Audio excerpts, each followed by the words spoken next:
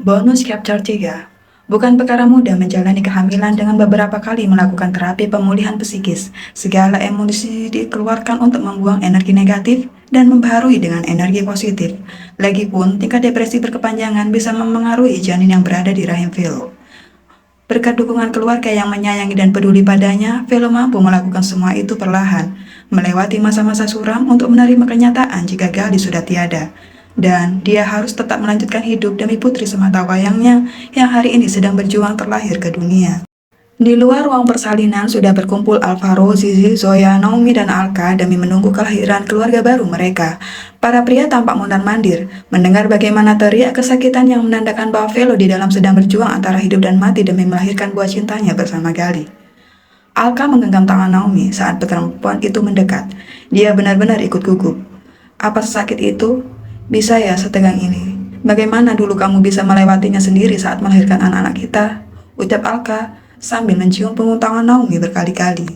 Naomi tersenyum, karena aku mencintai mereka. Aku ingin mereka bisa melihat dunia seperti anak-anak lain. Mata Alka berkaca-kaca, lantas lengannya memeluk Naomi erat. Sepertinya aku tidak tega melihatmu kesakitan lagi. Ren dan Nara sudah cukup bagiku. Aku gak minta anak lagi darimu. Suara tangisan bayi membuat kelima orang itu langsung mengalihkan perhatian ke arah ruang persalinan. Pihak rumah sakit memang melarang keluarga untuk mendampingi proses persalinan sesuai standar kerja rumah sakit. Mereka nyaris bersamaan mengucap syukur. Selang beberapa menit, seorang perawat keluar sembari membawa bayi yang masih memerah, berbalut kain lembut menutupi tubuh yang tampak keriput. Di mana ayah bayi ini? Semua orang langsung saling pandang, kemudian Alvaro melangkah lebih dulu. Dia yatim, aku walinya. Perawat mengangguk, menyerahkan bayi mungil itu kepada Alvaro.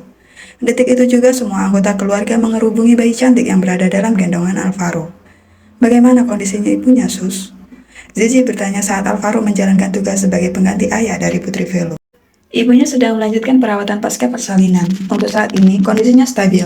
Tambah bahagia usai melihat putrinya.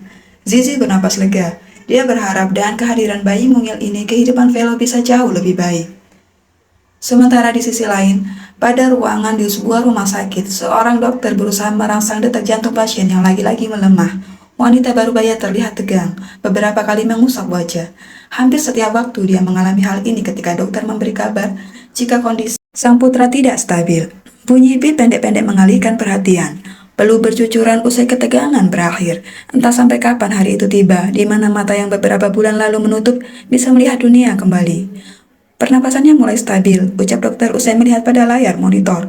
Gali memang bisa bernapas usai dinyatakan meninggal, tetapi lelaki itu tak kunjung membuka mata hingga kini. Alicia sengaja merahasiakan semuanya dari pihak keluarga Velo, bahkan dia sendiri sengaja menghilang dari hiruk pikuk dunia. Gali berbaring tenang dengan banyaknya kabel-kabel penunjang kehidupan di bagian dadanya. Sungguh, pemandangan di depan mata tampak begitu menyesakkan dada. 3 bulan berlalu. Velo sudah mulai beraktivitas kembali. Arshila, putri kecilnya yang mengemaskan nyatanya mampu membuat beban hatinya berkurang. Walaupun belum sepenuhnya bisa melupakan Gali dan masih sering menangis kala mengingat kebersamaan mereka dulu, tetapi kehidupan Velo jauh lebih baik dari sebelumnya. Velo, ada yang ingin bertemu denganmu. Suara Alvaro mengalihkan perhatian Velo saat perempuan itu mengganti papa Arshila. Siapa?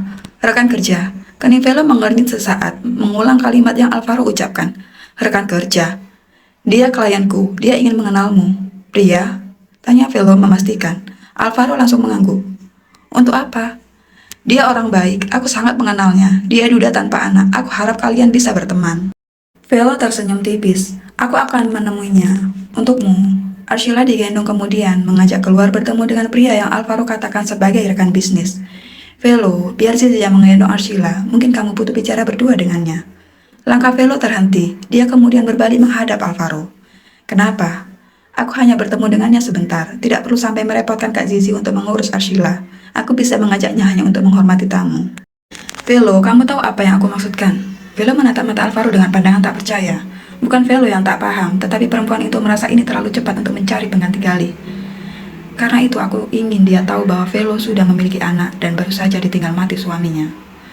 Velo, dia sudah tahu apa yang terjadi padamu. Aku sudah memberitahu dia semuanya. Temuilah, kalian bisa saling mengenal satu sama lain. Kalau begitu, aku tidak ingin menemuinya. Velo kembali masuk ke kamarnya. Kenapa? Karena aku tidak bisa, jawab Velo singkat. Velo, kamu masih sangat muda. Arshila membutuhkan figur seorang ayah. Kamu juga membutuhkan seorang suami yang bisa melindungimu, mencintaimu. Kamu berhak bahagia. Mata Velo memanas. Setiap ada yang mengatakan tentang kebahagiaan, pikirannya selalu tertuju pada Gali. Tidak ada yang lain. Hanya pria itu yang mampu mengerti dirinya, tahu benar apa yang diinginkannya. Aku tidak akan menikah lagi, ucap Velo tegas. Aku akan hidup bersama putriku, kembali ke tempat asalku. Kak, aku akan melanjutkan hidupku di sana. Velo, tidak kak, aku tidak bisa melupakan perasaanku padanya. Aku tidak ingin mengkhianatinya. Aku bisa membesarkan Arshila sendiri tanpa suami. Tidak ada yang bisa menggantikannya.